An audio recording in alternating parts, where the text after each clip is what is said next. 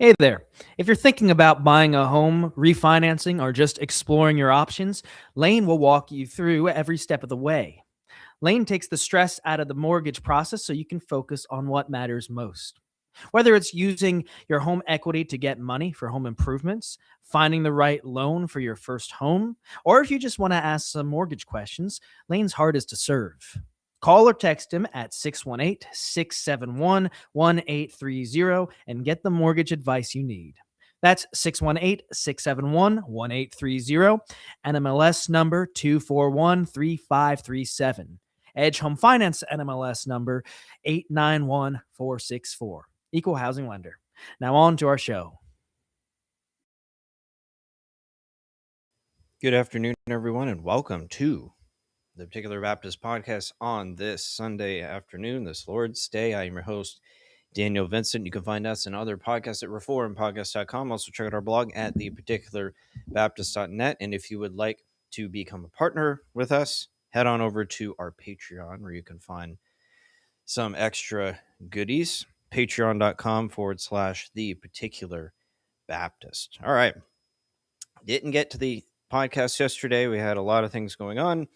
So here we are after church on the Lord's Day, ready to dive into our topic. And it's a great way to spend the Lord's Day, too. We're discussing things of God, pondering the things of God.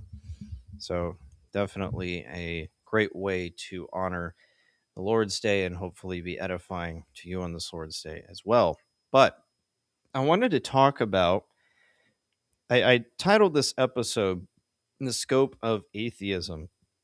And I also want to give a shout out, just as a side note, to our Petty France Church patrons, Alan, Stephen, Kyle, Sammy, Federal Theology, Jeremy, and David. Thank you so much for your support of the ministry. And again, you want to join them, head on over to patreon.com/the particular Baptist. But I wanted to talk about atheism.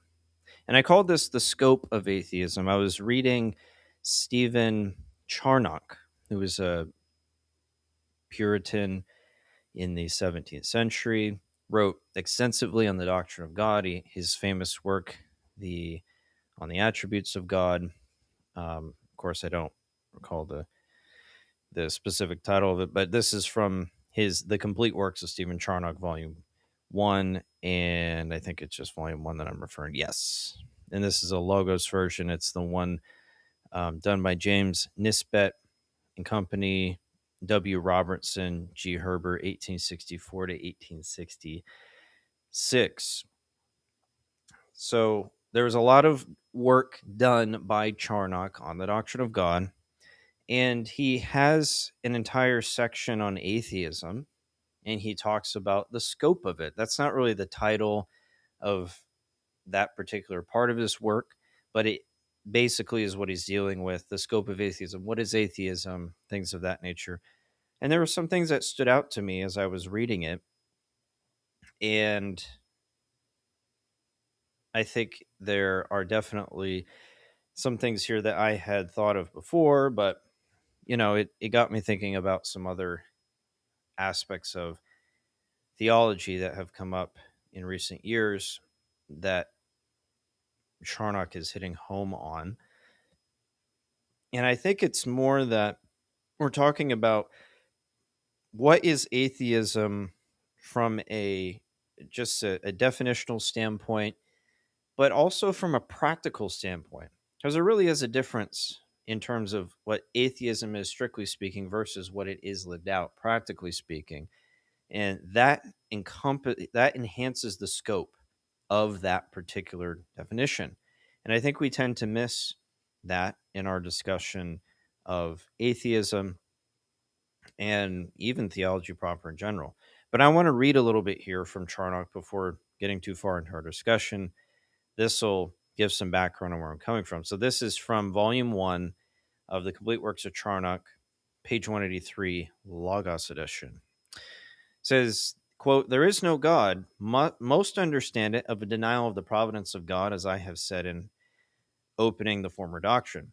He denies some essential attribute of God or the exercise of that attribute in the world. He denies any essential attribute may be said to, he that denies any essential attribute may be said to deny the being of God. Whosoever denies angels or men to have reason and will denies the human and angelic nature, because understanding and will are essential to both those natures. There could neither be angel nor man without them, nor no nature can subsist without the perfections essential to that nature, nor God be conceived of without his. And then elsewhere he says, but this is beyond the intended scope, natural atheism being the only subject. Yet this is deducible from it that the title uh, atheoi, my Greek is really bad. Atheoi, I think, is what it says, doth not only belong to those who denied the existence of God, or to those who condemn all sense of a deity, and would root the conscience and reverence of God out of their souls, but it belongs also to those who give not that worship to God which is due to him, who worship many gods, or who worship one God in a false and superstitious manner, when they have not right conceptions of God, nor intend an adoration of him according to the excellency of his nature. All those that are unconcerned for any particular religion fall under this character. And then he says elsewhere too, all sin is founded in a secret atheism. Atheism is the spirit of every sin. All the flood of impieties in the world break in at the gate of a secret atheism. That's from page 186. The last one I read was 183 to 184, and the first one I read was from 183. So, this is interesting. Charnock really expands the modern concept of atheism, because he's saying that it's not just about denying the existence of God, which is what you find among modern atheists who just outright say, like a Sam Smith or a Richard Dawkins, who are just in their stupidity and arrogance and absolute madness, say there is no God. God cannot exist. We deny the existence of God, even though it's written on there, even though nature says it with every proof they need, they deny it. Charnock includes it in his definition that, but he expands it to include other things. And in modern apologetics and in the Christian psyche in general, we think atheism is just about what radical pagans do. Again, like a Richard Dawkins or Sam Smith, these guys, or like a Stephen Hawking, even. I think he may have been an atheist. Those who deny the existence of God outright. They just say there is no God. We're doing everything on our own. We just popped into existence. We're just cells bouncing against cells kind of thing, right? There's no ultimate lawgiver, none of that stuff. They're just denying it. They deny the existence of God outright. However, the scope is broader than that in classical Christianity, at least in the Reformed tradition. And interestingly enough, we've made an industry in Christian circles addressing pagan atheism that we hardly think about atheism among professing Christians, even the practical aspect of atheism. That is almost never talked about. I can't think of one time that I've ever heard someone put, in the modern context, put it quite that way in terms of explicitly saying that sin is a type of atheism, or that doctrinal issues on key matters are a form of atheism. That's almost never that's never talked about, if at all. It might be among some, but it's on the fringes, right? And it's interesting when you look at kind of the history of apologetics, if you will, in the Christian world. The modern concept of it is not found in the Reformed tradition anywhere. Anywhere.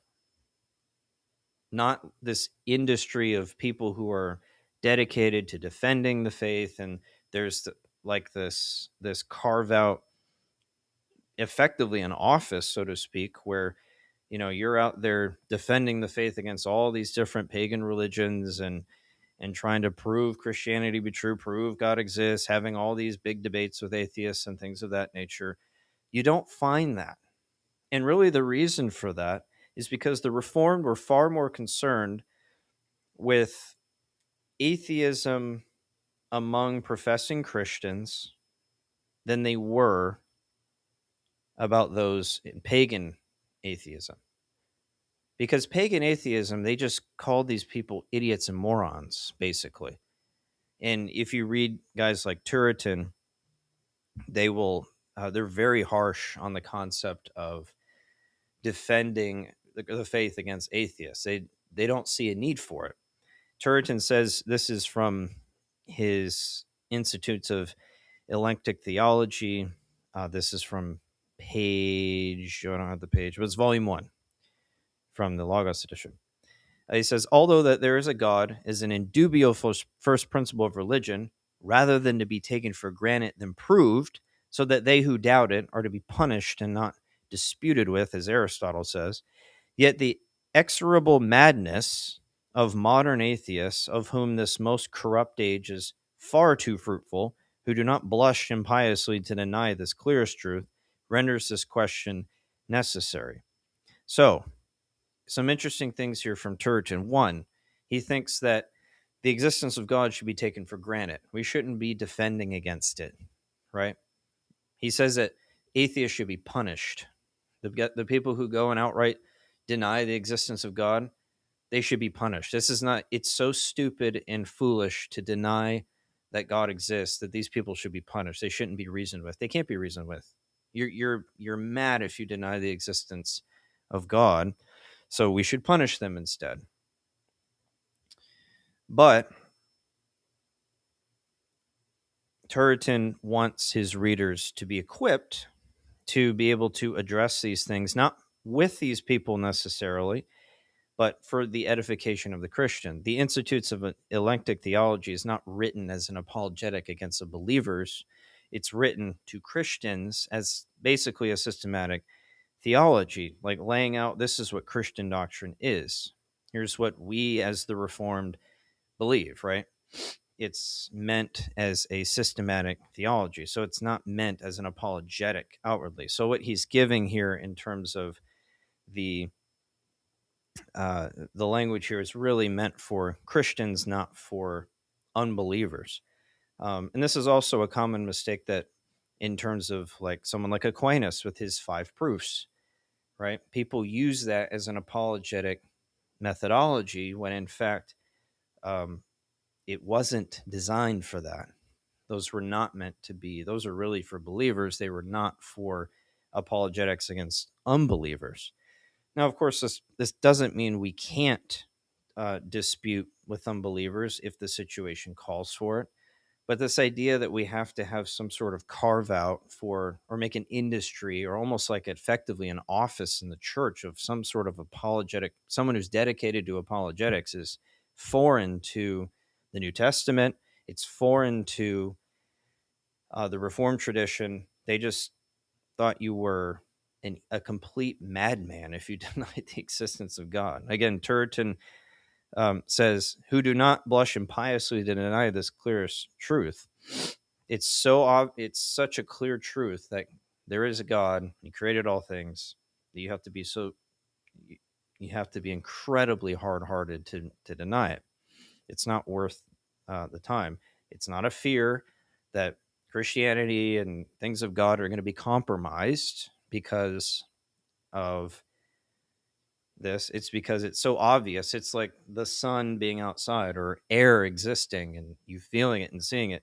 It's pathetic. Like if someone says air doesn't exist, I'm not going to argue with you. You're clearly not someone to be reasoned with. You're just saying something that's so obviously stupid and pathetic because air obviously exists that I'm not going to waste my time arguing with you, right? But again, Turretin provides a lengthy discussion on the existence of God for the edification of his readers because of the fact that there were many atheists at his time. So I thought it'd be good to have that information anyways. So what's interesting, though, is the definition that Charnock gives was extended even to not having right conceptions about God or even false worship, which is really interesting and begs, you know, actually quite a few questions from some of these implications. Twitchy theologians say, "Keep up the good work, brother. I'm studying Hebrew, but for the alogs." I apologize. I don't know what the algos. I'm sorry. I'm not sure what that is. If I'm missing an inside joke, please enlighten me. I'm sorry. I'm not up to date on all of the references, but I appreciate the comment, brother, and thank you for the encouragement. But it is interesting, especially on the aspect of worship, because again, Charnock says,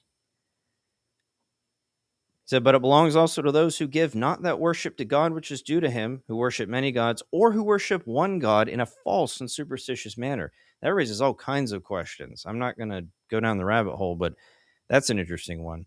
But this one here, when they have not right conceptions of God, that's a form of practical atheism. Not having a right conception of God in terms of who he is and his nature is a form of atheism. It's a form of atheism. Or even to sin in principle. At the root of every sin is atheism. It's saying God doesn't exist. God hasn't spoken. God hasn't provided a law. So I'm living like God doesn't exist. Because if I believe that God exists, I wouldn't sin, right? If I sin in that moment, I am saying with my actions that God doesn't exist, that I am in charge. My actions are what dictate reality, not God's law and God's nature, right? It's a practical atheism. I mean, you're not going around saying God doesn't exist with your words, but by your actions, you are saying God doesn't exist. It's a practical atheism. So, you know, whether Charnock here means for those who are professors of Christianity, but have gross error in worship, or if it would be at the level of differences in baptism, it's hard to tell in terms of, all of the implications of his scope of what he considers atheism. But I think it's very clear having wrong views about God falls into that no matter what. This could be paganism or even Christian if we take these principles to their conclusion. And again, in our modern setting of apologetics and the apologetic industry, if you will, because it is an industry, it's a moneymaker. Whether there's good intentions, bad intentions, there are people who just do that, right? Their whole life's work is around apologetics and defending the faith. This is all they do. It is an industry in a sense. So we do tend to, in that industry, we do only focus on the concept of atheism on those who are flatly outside of the faith, rather than also applying those principles to those who profess to be in the faith, who would fall into the categories above. So what this does is it raises the bar for atheism and should cause us to examine ourselves for our sinfulness, which denies the existence of God practically, by saying he isn't who he says he is, and by guarding ourselves to make sure that we're speaking of God rightly. Again, we don't take these things as seriously as we should. We don't take the worship of God as seriously as we should. We don't take speaking about God as seriously as we should. We just need to be charitable and nice to people who differ from us. That's not taking it seriously, right? It's atheism. You're doing something so maddening if you speak wrong things about God, even unintentionally. It is a practical atheism because it's not the God of the Bible, right? So it calls us to be more diligent in how we speak about God. It should drive us to learn about God more by studying the Word and by being in the house of the Lord on the Lord's day and being in a good church, right? Participating in the sacraments, all those things that encourage us to stay away from sin, wrong worship, wrong conceptions about God, and ensuring that we are staying away from practical atheism. We have cheated ourselves in our modern age of a lot of these incredibly important issues. We've set the bar so low for ourselves, right? Again, focusing on only the pagan atheism, not practical atheism, which applies to the church too, right? So, as long as I'm not doing a Stephen Hawking or a Richard Dawkins, oof, I'm good. I'm good. I'm not an atheist. No, Christians can be practical atheists too by how we live. And of course, we're not going to, as true believers, we believe in the true God, and our lives are going to show that we do. And it's not going to be perfection, but there is going to be that practical atheism that we have to root out as we root out false conceptions about God. As we grow in holiness, we're becoming less and less practical atheists. But atheism is serious. The judgment of God is against it. And so we, as Christians, have to be ever so diligent to make sure that we are studying our scriptures properly and doing what God has commanded us to do. But I mean, that studying that passage from those passages from Charnock, that really caused me to ponder. I was like, wow, this is these guys took this so seriously. We don't do that in broader evangelicalism today, and maybe even in our reform circles. I definitely know in those who call themselves reformed, there is a lot of toleration of things that among those who call themselves reformed, there is a lot of toleration of things that shouldn't be and that are really atheism. And we have to be really careful about those things. But this is serious business, right? It's serious business. If indeed atheism applies to sin in principle and applies to even just, deviating from who God is just a little bit in my beliefs and my conceptions of him, then I am really no better than the guy who outright denies God, at least in the spirit of it. Obviously, you're not doing that in word, which is far worse, but you're doing it in practice. Something we have to be very, very careful of. The old guys had a far greater conviction of sin than we do today. They just did. They had a far greater conviction of sin, far more precise, far more sensitive to these matters and seeing the connection between our actions and God himself and what that showed about our hearts in terms of what we believe about God. So, very interesting thing. I would encourage you to read this. You can find it. I got this copy on Logos, The Complete Works of Stephen Charnock. There's a whole section he has on atheism. It's pretty lengthy, but there's some really good nuggets in here that are very helpful for studying these concepts. Again, it's not an apologetic work. It's not meant to be. These guys didn't have a concept of apologetics like we do today. Really, their disputes were internal to professing Christians. These theological differences that we have to deal with, these heresies that come up, or these issues of worship that are serious enough that we have to address them.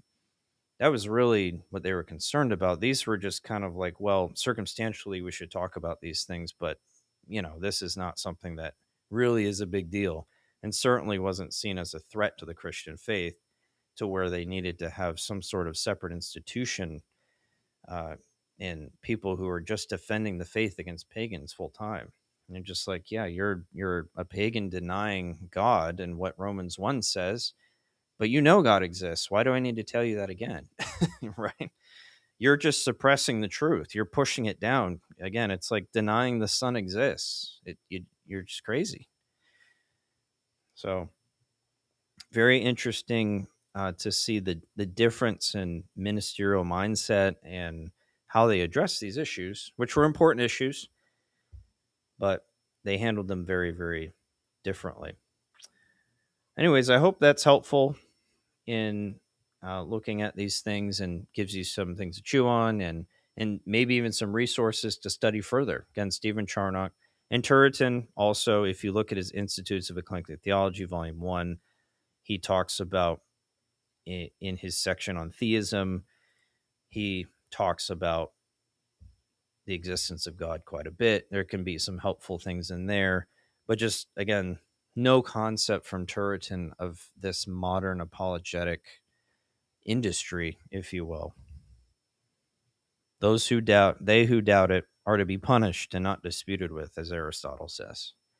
So even a pagan like Aristotle saw that denying God's existence was ridiculous and that you should be suppressed for it. But anyways, I hope this is helpful and gives you some things to chew on and some resources to study. And Lord willing, we will be back next week. Take care. Thank you for joining the Particular Baptist Podcast. Be sure to follow us on Twitter at The Particular B and subscribe to us on YouTube, where you can find more of our podcast content. Also, check out our blog at theparticularbaptist.net. And if you'd like to support our ministry, become a patron today at patreon.com/theparticularbaptist.